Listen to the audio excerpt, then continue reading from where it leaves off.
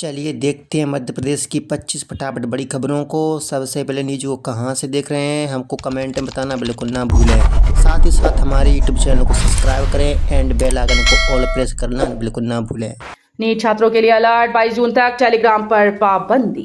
NEET UG री exam से पहले केंद्र सरकार ने बड़ा कदम उठाया। 21 जून को होने वाली परीक्षा को देखते हुए टेलीग्राम चैनल्स पर 22 जून तक प्रतिबंध लगाया गया है, जबकि मैसेज एडिटिंग फीचर 30 जून तक बंद रहेगा। एनटीए का कहना है कि कुछ फर्जी चैनल एडिट फीचर का दुरुपयोग कर पेपर लीक के झूठे दावे कर रहे थे और छात्रों से लाखों रुपए की ठगी कर रहे थे। सरकार और साइबर एजेंसीज ने कई चैनल, ग्रुप और बॉट्स पर कार्रवाई की है। भोपाल के वैज्ञानिकों की बड़ी सफलता, देश का पहला एआई कैंसर टूल हिस्टो यूएनईटी तैयार। मध्य प्रदेश की राजधानी भोपाल में वैज्ञानिकों की संयुक्त टीम ने देश का पहला आर्टिफिशियल इंटेलिजेंस आधारित कैंसर टूल HISTO यूएनईटी विकसित किया। भारतीय डेटा सेट पर तैयार यह आधुनिक तकनीक बायोप्सी स्लाइड्स को पढ़कर कुछ ही मिनट्स में कैंसर की सटीक पहचान कर पाएगी। विशेषज्ञों के अनुसार खासतौर पर मध्य भारत में तेजी से बढ़ रहे ओरल कैंसर के मामलों को देखते हुए ये खोज बेहद अहम मानी जा रही है। ये एआई टूल समय पर कैंसर की पहचान में मदद करेगा, जिससे मरीजों का इलाज जल्दी शुरू हो सकेगा। मध्य प्रदेश में यूनिफॉर्म सिविल कोड की तैयारी तेज, लोगों से मांगे गए सुझाव। मध्य प्रदेश में समान नागरिक संहिता यानी यूनिफॉर्म सिविल कोड लागू करने की दिशा में कवायद तेज हो गई। इसे लेकर आयोजित बैठक में लोगों से सुझाव मांगे गए। अधिकारियों ने बताया कि यूसीसी का उद्देश्य सभी नागरिकों के लिए विवाह, तलाक, भरण पोषण और उत्तराधिकार जैसे व्यक्तिगत और पारिवारिक मामलों में समान कानून व्यवस्था लागू करना है। इसके तहत विभिन्न विधिक विषयों का अध्ययन कर संतुलित और व्यवहारिक व्यवस्था तैयार की जाएगी। ग्रामीण स्वास्थ्य सेवाओं में बड़ा बदलाव, निजी डॉक्टर्स के भरोसे चलेंगे स्वास्थ्य केंद्र। मध्य प्रदेश सरकार ने ग्रामीण इलाकों में डॉक्टर्स और चिकित्सा संसाधनों की कमी दूर करने के लिए बड़ा फैसला लिया। अब सामुदायिक स्वास्थ्य केंद्रों में निजी डॉक्टर्स, पैरामेडिकल स्टाफ और जरूरी संसाधनों की व्यवस्था आउटसोर्स के जरिए की जाएगी। सरकार का मानना है कि इससे गांव में स्वास्थ्य सेवाएं बेहतर होंगी और मरीजों को समय पर इलाज मिलेगा। वहीं इंदौर में प्लॉट के नाम पर धोखाधड़ी का मामला सामने आया, जहां उज्जैन रोड पर खरीदे गए प्लॉट की 3 साल बाद भी रजिस्ट्री नहीं की गई। अब बिना डॉक्टर की पर्ची नहीं मिलेगी कफ सिरप, केंद्र सरकार का नया नियम। मध्य प्रदेश समेत पूरे देश में अब बिना डॉक्टर की सलाह के कफ सिरप खरीदना आसान नहीं होगा। केंद्र सरकार ने ड्रग्स रूल्स 1945 में संशोधन करते हुए नया नियम लागू किया। इसके तहत खांसी और एलर्जी में इस्तेमाल होने वाली कफ सिरप अब केवल डॉक्टर के प्रिस्क्रिप्शन पर ही मेडिकल स्टोर से मिल सकेगी। सरकार का उद्देश्य दवाओं के गलत इस्तेमाल और बढ़ती लत पर रोक लगाना है। अब मेडिकल स्टोर्स भी बिना पर्ची कफ सिरप नहीं बेच पाएंगे। उज्जैन इंदौर मेट्रोपॉलिटन रीजन को मिली रफ्तार, 7 नेशनल हाईवे से जुड़ेगा विकास। उज्जैन इंदौर मेट्रोपॉलिटन रीजन का गजट नोटिफिकेशन जारी होने के बाद विकास योजनाओं को नई गति मिलने जा रही है। करीब 16,000 वर्ग किलोमीटर क्षेत्र में फैले इस मेगा प्रोजेक्ट में इंदौर समेत 6 जिले शामिल किए गए। परियोजना के तहत 7 नेशनल हाईवे, 14 स्टेट हाईवे और रेल सड़क नेटवर्क को मजबूत किया जाएगा।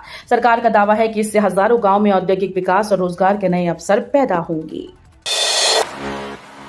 इंदौर मेट्रो को जल्द मिलेगा ग्रीन सिग्नल, शहीद पार्क तक दौड़ेगी ट्रेन।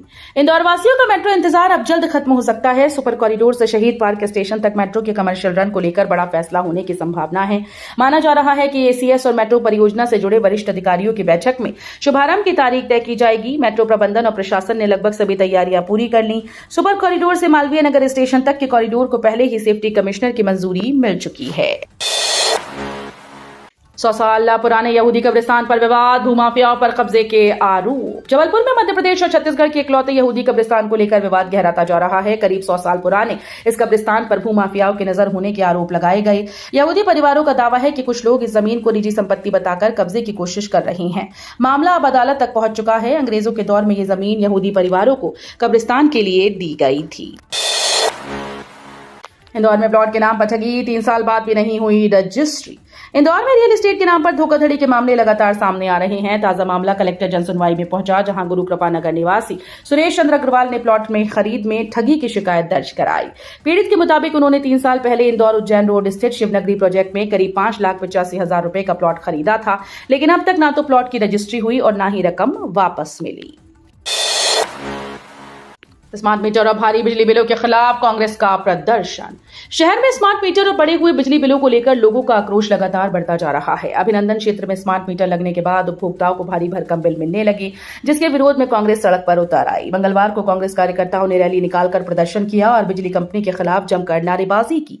प्रदर्शनकारियों ने स्मार्ट मीटर हटाने और अधिक राशि वाले बिल पास वापस लेने की मांग करते हुए ज्ञापन सौंपा। मैच जीते ही खिलाड़ियों को मिलेगी एसआई की नौकरी, मोहन सरकार का बड़ा फैसला।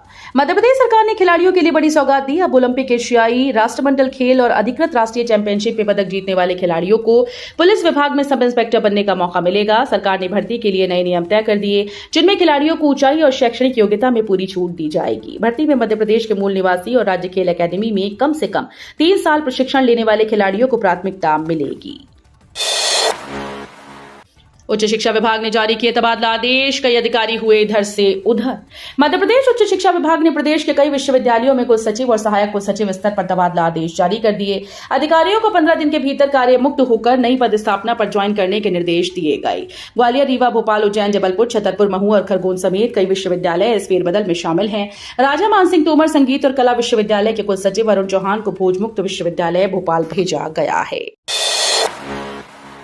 मध्य प्रदेश के ओबीसी आरक्षण मामले पर अब नई बेंच करेगी फैसला सुनवाई। मध्य प्रदेश में लंबे समय से चल रहे ओबीसी आरक्षण मामले की सुनवाई अब 24 जून से होगी। मंगलवार को प्रस्तावित सुनवाई टलने के बाद मामला हाईकोर्ट के नई बेंच को सौंपा गया। जस्टिस आनंद पाठक और जस्टिस बीपी शर्मा की बेंच इस महत्वपूर्ण मामले की सुनवाई करेगी। इससे पहले 15 मई को हुई सुनवाई में सभी पक्षों ने अपनी दलीलें पेश की थी। करीब 7 साल पुराने इस विवाद पर अब प्रदेश के लाखों अभ्यर्थियों और कर्मचारियों की नजरें टिकी हैं। जबलपुर में ईओडब्ल्यू का बड़ा छापा, नगर निगम अधिकारी के घर 2.82 करोड़ की संपत्ति उजागर। जबलपुर में आर्थिक अपराध प्रकोष्ठ यानी ईओडब्ल्यू ने नगर निगम के प्रभारी सहायक स्वास्थ्य अधिकारी पोला राव के घर बड़ी छापेमार कार्रवाई की। आय से अधिक संपत्ति की शिकायत पर हुई जांच में करीब 2 करोड़ 82 लाख रुपए की संपत्ति का खुलासा हुआ। ईओडब्ल्यू को फ्लैट, जमीन, वाहन, सोने चांदी के आभूषण, बैंक खाते और नकदी लेन देन से जुड़े दस्तावेज मिले हैं। मंगलवार सुबह शुरू हुई कार्रवाई में 3 टीम्स ने आरोपी के घर और ऑफिस की तलाशी ली। महाकाल भक्तों और यात्रियों को बड़ी सौगात, उज्जैन कोटा एमईएमयू ट्रेन सेवा शुरू। उज्जैन नागदा कोटा के यात्रियों के लिए बड़ी खुशखबरी है। पश्चिम रेलवे ने उज्जैन कोटा के बीच नई एमईएमयू ट्रेन सेवा शुरू कर दी। सांसद अनिल फिरोजिया और विधायक डॉक्टर तेज बहादुर सिंह चौहान ने नागदा स्टेशन से ट्रेन को हरी झंडी दिखाकर रवाना किया। ट्रेन रोज सुबह 5:40 पर कोटा से चलकर दोपहर 12 बजे उज्जैन पहुंचेगी, जबकि वापसी में 12:30 बजे उज्जैन से रवाना होकर शाम 7:05 पर कोटा पहुंचेगी। तिलक आरती से हुआ बच्चों का स्वागत, स्कूल्स में लौटी रौनक। मध्य प्रदेश में नए शैक्षणिक सत्र की शुरुआत के साथ स्कूल्स में फिर से बच्चों की चहल पहल लौट आई। प्रदेश के सरकारी और निजी स्कूल्स में स्कूल चले हम अभियान के तहत प्रवेश उत्सव मनाया गया। पहले दिन बच्चों का तिलक और आरती से स्वागत हुआ। कई स्कूल्स में विद्यार्थियों को खीर पूरी का भोजन कराया, तो वहीं निःशुल्क किताबों का भी वितरण किया गया। बच्चे उत्साह के साथ बैग में नई किताबें भरकर घर लौटे। एमपी में सुरक्षा सख्त, मुहर्रम जुलूस और राष्ट्रपति दौरे पर पुलिस की पैनी नजर। मध्य प्रदेश में आगामी मुहर्रम, ताजिया जुलूस और राष्ट्रपति द्रौपदी मुर्मू के प्रस्तावित दौरे को लेकर सुरक्षा व्यवस्था चाक चौबंद कर दी गई। डीजीपी कैलाश मकवाड़ा ने सभी जोनल आईजी और एसपी के साथ बैठक कर कानून व्यवस्था की समीक्षा की। संवेदनशील इलाकों, जुलूस मार्गों और धार्मिक स्थलों पर विशेष निगरानी रखने के निर्देश दिए गए। सोशल मीडिया पर अफवाह और भड़काऊ पोस्ट फैलाने वालों पर कड़ी कार्रवाई होगी। पुलिस बल, सीसीटीवी, संचार व्यवस्था, खुफिया तंत्र को पूरी तरह से सक्रिय रखने के निर्देश दिए। ग्वालियर में अवैध हथियारों का जाल, ऑनलाइन बुकिंग और होम डिलीवरी का खुलासा। ग्वालियर में अवैध हथियारों का कारोबार तेजी से फैलता जा रहा है। कभी चंबल में रसूख की पहचान माने जाने वाले हथियार अब शहर के गलियों तक पहुंच चुके हैं। जानकारी के मुताबिक 5 से 15 हजार रुपए में देसी तमंचे और पिस्टल आसानी से उपलब्ध कराए जा रहे हैं। हैरानी की बात तो यह है कि हथियार तस्कर ऑनलाइन बुकिंग और होम डिलीवरी जैसी सुविधाएं भी दे रहे हैं। युवाओं में हथियार रखने का बढ़ता क्रेज पुलिस और प्रशासन के लिए बड़ी चुनौती बनता जा रहा है। इंदौर में अब देना होगा सीवर कनेक्शन चार्ज, एमआईसी बैठक में प्रस्ताव। इंदौर नगर निगम अब शहर की प्राइवेट कॉलोनीज, मल्टी टाउनशिप और रो हाउस से सीवर कनेक्शन चार्ज वसूलने की तैयारी में है। इस संबंध में प्रस्ताव 18 जून को होने वाली मेयर इन काउंसिल बैठक में रखा जाएगा, जहां शुल्क की दरें तय की जाएंगी। निगम का कहना है कि इससे शहर में सीवर व्यवस्था बेहतर होगी और रहवासियों को मेंटेनेंस की परेशानी से राहत मिलेगी। दतिया उपचुनाव की तैयारी तेज, कांग्रेस ने बनाई रणनीतिक समिति। दतिया विधानसभा सीट पर उपचुनाव को लेकर राजनीतिक हलचल तेज हो गई। कांग्रेस विधायक राजेंद्र भारती की सदस्यता समाप्त होने के बाद सीट रिक्त घोषित की जा चुकी है। आर्थिक अनियमितता के मामले में 3 साल की सजा मिलने के बाद अब तक उन्हें किसी भी स्तर पर राहत नहीं मिली। ऐसे में कांग्रेस ने दतिया की राजनीतिक स्थिति का आकलन करने के लिए विशेष समिति का गठन किया। समिति स्थानीय समीकरण संगठन की स्थिति और संभावित उम्मीदवारों पर रिपोर्ट तैयार करेगी। महावीर नगर में दूषित पानी का कहर, 20 लोग बीमार। इंदौर के महावीर नगर में दूषित पानी से लोगों के बीमार होने का मामला सामने आया। पिछले 8 दिनों में करीब 20 लोग उल्टी दस्त की चपेट में आ चुके हैं। एक बच्ची अंजलि की हालत गंभीर होने पर उसे इलाज के लिए गुजरात रेफर किया गया। रहवासियों का आरोप है कि क्षेत्र में लंबे समय से गंदे पानी की सप्लाई हो रही है, लेकिन जिम्मेदार विभाग ने समय रहते ध्यान नहीं दिया। भागीरथपुरा कांड के बाद अब महावीर नगर की घटना ने लोगों की चिंता बढ़ा दी।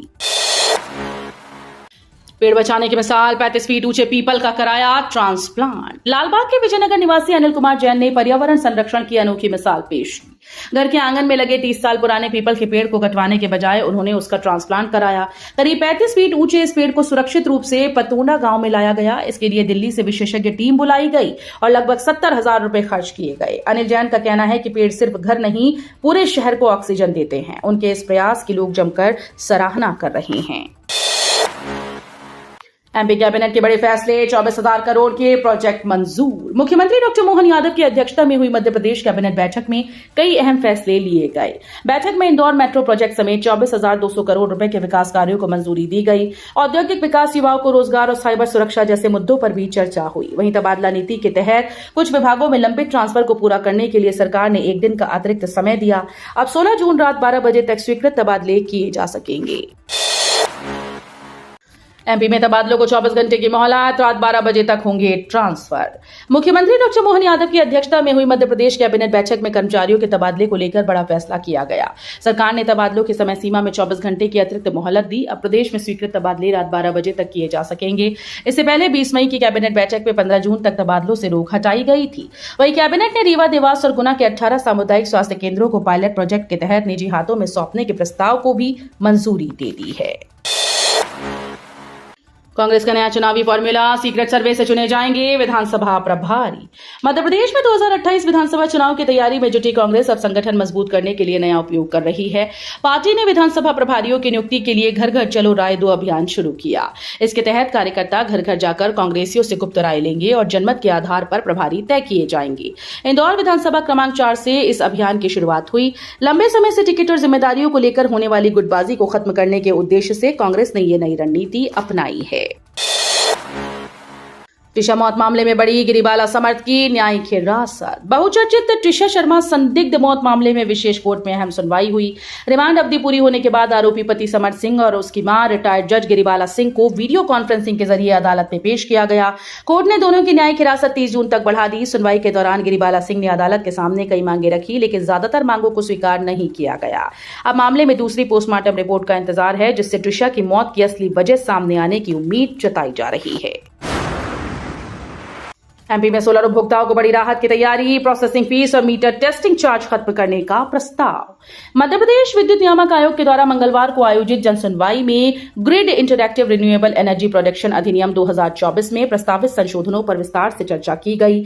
आयोग ने सौर ऊर्जा उपभोक्ताओं को राहत देने वाले कई महत्वपूर्ण प्रस्ताव प्रस्तुत किए, जिन पर विभिन्न पक्षों ने अपने सुझाव और आपत्तियां दर्ज कराई। आयोग के प्रस्ताव के अनुसार प्रधानमंत्री सूर्य घर योजना के तहत सोलर संयंत्र स्थापित करने वाले उपभोक्ताओं से ली जाने वाली 1,000 रुपए की प्रोसेसिंग फीस समाप्त की जाएगी।